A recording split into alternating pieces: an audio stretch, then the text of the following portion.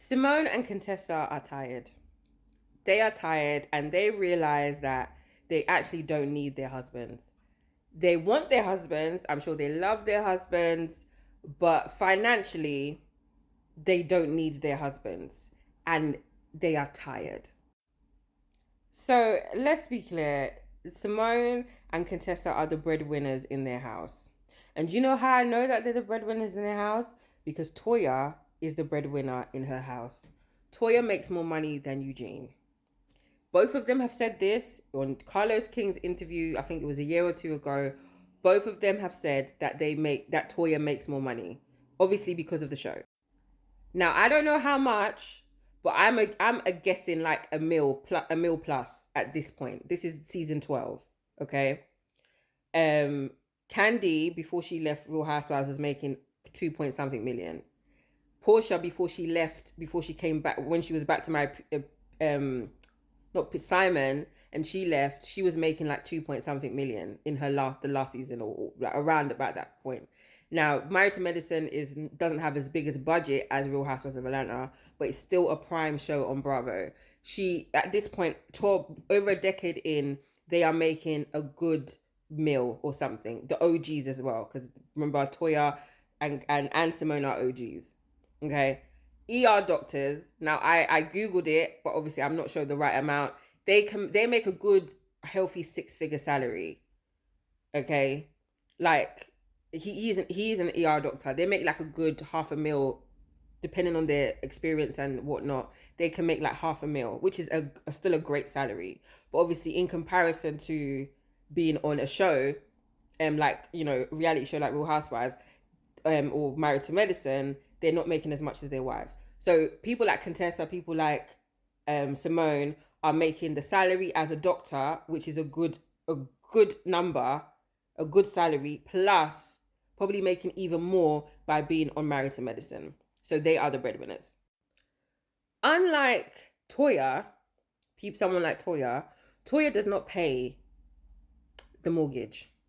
She doesn't pay the mortgage. She said she pays for like their holidays and like the extracurricular activities and stuff like that. But the bills and the mortgage Toya does not pay. That is why Eugene works as hard as he does, because he is the only one paying for the upkeep of all the homes that they've been living in. Okay. Whereas I'm assuming someone like Simone, someone like Contessa is probably doing a 50-50 or even 50 plus split. More than that. That is why someone like Simone is so angry at Quad for no reason, because she has to work hard and do all these things, and someone like Quad is getting the same salary as her, or doing the same amount of work, or do less work for the same amount of money, and she don't like it. She don't like it.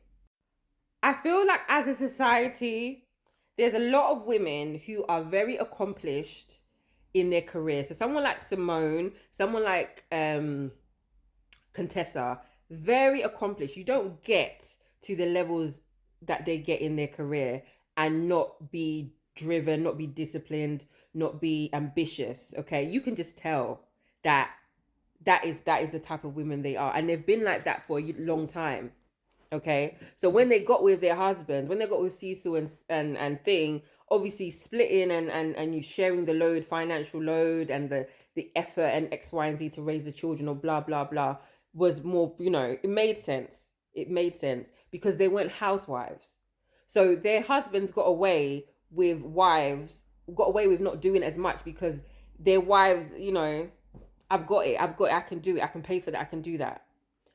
Because how can you be with your wife for 20 years and you have never thrown her a birthday party, or maybe not a party, but you've never done something for like a big gesture for your wife on your birthday? Simone even said her first Mother's Day, Cecil didn't even get her a card. See, this is what happens when women become independent. These are some of the consequences of women being independent, and it's not their fault. You haven't done anything wrong, but you attract men that want to give the bare minimum because you got it all the time.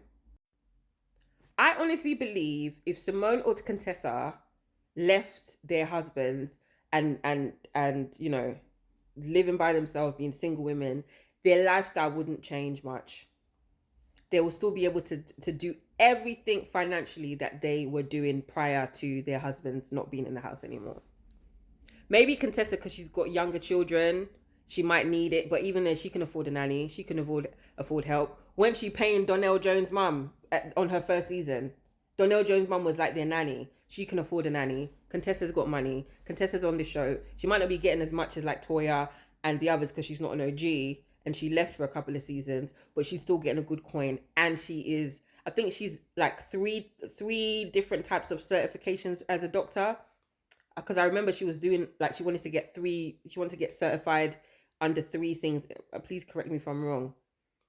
Women like that ain't gonna she's not gonna suffer financially. And I don't think Scott paid for that birthday either. I think she paid for it. That's why she was so angry when Brandy was saying that my husband paid for this party and he surprised me, because Scott ain't never did that. And she was embarrassed. That's why she tried to bring down Brandy. But girl, 40K. 40K where? No shade, but I kind of thought like if he was giving you the 40K, would you not use some of that money to get a party planner? Why were you doing all of the work? Your husband, like, you don't. This is what I mean. Like, these women are married, but they're single. They don't need their husbands like that. If you know, besides the physical aspect and to help to co-parent the children. Other than that, their lifestyle wouldn't change. If anything, their lifestyle might even shoot up because now their husband isn't a dependent.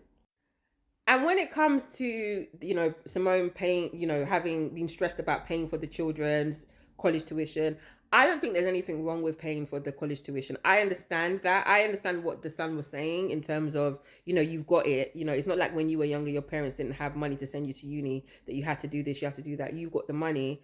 But she wants them to be responsible. She wants them to understand the value of money and X, Y, and Z, because everything is falling on her. My girl is tired. She is tired and her husband isn't backing her up.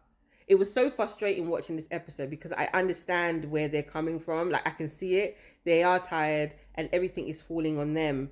But Simone, you just have to put boundaries in place. You take away the credit card, say like you're not going to pay their car note or whatever it is. Like, just say no. They'll figure it out. Or tell Cecil. Cecil pay for it since you got it. If you've got it, let you pay for their uni. You pay for their board. Like, stop taking on all these responsibilities and being upset that the men are not doing X or stepping up to it, you know? But yeah, that's my rant. And lastly, Quad, girl, I don't think King is too bothered if you have a baby or not. I don't think Quad, I mean, he cares, Quad, because he's got his own children. He's really got children. And when he got with you, he knew that getting pregnant might be a bit harder because you are in your 40s. I'm not saying people in their 40s can't have children, they can, but it might take some intervention like an IVF or something like that. He doesn't seem like he's too bothered, girl. I'm just saying.